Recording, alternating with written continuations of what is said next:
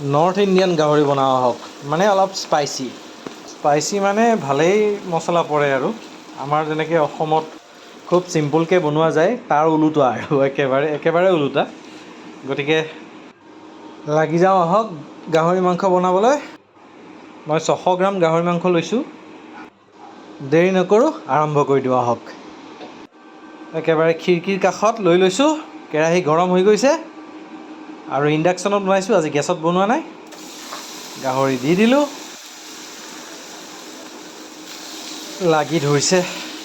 কেৰাহী চাগে অলপমান গৰম হ'ব আৰু অলপমান গৰম কৰি ল'ব লাগিছিল একো নাই এৰাই যাব তেল ওলোৱাৰ লগে লগে এৰাই গ'লেই অলপ সময় এনেকৈ ভাজিম ৰঙচুৱা পৰালৈ এতিয়া আস্তেকৈ উঠাই দিম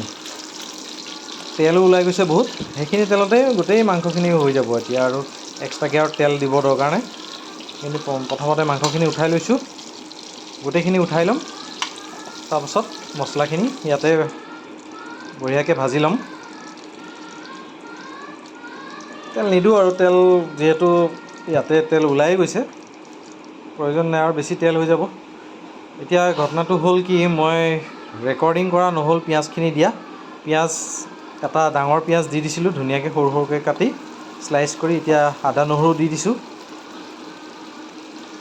মিক্স কৰি দিম বঢ়িয়াকৈ তাৰ আগতে মই অলপমান জিৰা অলপ দি লৈছিলোঁ গোটা জিৰা তাৰপাছত পিঁয়াজখিনি দিছিলোঁ সেইখিনি যেনিবা ৰেকৰ্ডিং কৰা নহ'ল এতিয়া দিছোঁ নৰসিংহৰ পাত বেছি নহয় আৰু এখিলা তেজপাতো দি দিছোঁ ধুনীয়াকৈ ভাজিম অলপমান ব্ৰাউন হৈ যোৱালৈ ৰ'দটো ডাইৰেক্ট আহি গৈছে তাৰমানে সেইকাৰণে চাগে অলপ কেমেৰাত কেনেকুৱা আহিব ক'ব পৰা নাই হালধি দি দিছোঁ এতিয়া তাৰপাছত দিম অলপমান ধনিয়াৰ গুড়ি 1 চামুচ তাৰপিছত 1 চামুচকৈ অলপমান কম জিৰা গুড়ি এতিয়া ধুনীয়াকৈ ভাজিম বৰ গৰম পৰিছে এতিয়া অলপমান দিলোঁ শুকান জলকীয়া এনেকৈ 3 টুকুৰামান কিন্তু গুটিকেইটা পেলাই দিছোঁ গুটিকেইটা পেলাইহে দিছোঁ বহুত জ্বলা হৈ যায়গৈ যে এতিয়া দি দিছোঁ আমাৰ বিলাহী মানে মিক্সিত দি লৈছিলোঁ পূৰা গুড়া কৰি লৈছোঁ ৰ'দত মছলাখিনি বৰ বেছি হালধীয়া লাগিছে আচলতে সিমান হালধীয়াও হোৱা নাই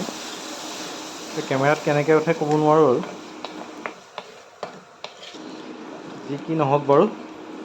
ভাজি লৈছোঁ বঢ়িয়াকৈ এনেকৈ অলপ সময় ভাজি ল'ব লাগিব যিহেতু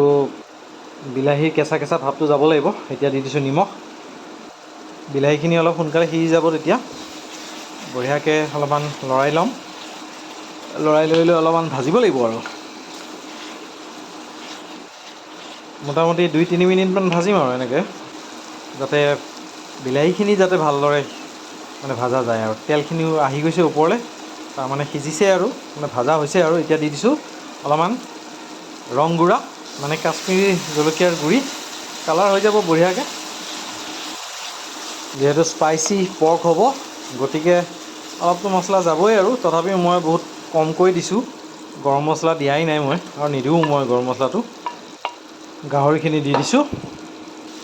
ধুনীয়াকৈ অলপ সময় ভাজিব লাগিব ভাজা আছে যদিও আৰু অলপমান যাতে মিক্স হৈ পেলাই পূৰা লাগি যায় আৰু মাংসত মছলাখিনি ধুনীয়াকৈ ভাজিব লাগিব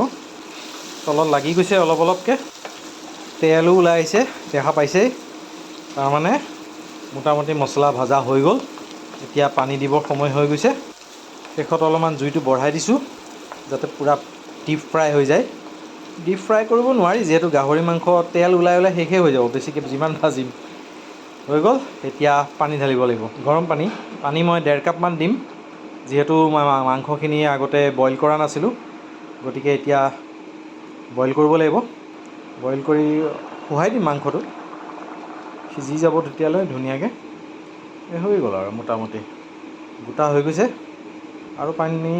শুহাব লগা নাই আৰু মই গেছ মানে ইণ্ডাকশ্যন অফ কৰি দিলোঁ অলপমান ধনিয়া দি পেলাই গাৰ্নিছ কৰি দিছোঁ হৈ গ'ল আৰু মোটামুটি এতিয়া অলপমান টেষ্ট কৰিব লাগিব নহয় এতিয়া অলপমান 2 পিচমান খাই লওঁ কি বঢ়িয়া হৈছে গোন্ধ বৰ ধুনীয়া ওলাইছে এইয়া চাওক এই পিচটো বঢ়িয়া মিডিয়াম চাইজ আৰু অলপমান সৰু এইকেইটা 1 পিচ খাই লওঁ আৰু ভিডিঅ'টো চাই কেনে পালে জনাবলৈ নাপাহৰিব আৰু নতুনসকলে আমাৰ চেনেলটো ছাবস্ক্ৰাইব কৰিব একেবাৰে নাপাহৰিব যাতে আপকামিং ভিডিঅ'বিলাকৰ ন'টিফিকেশ্যন পাই থাকে আজিলৈ আহোঁ টেক কেয়াৰ বাই বাই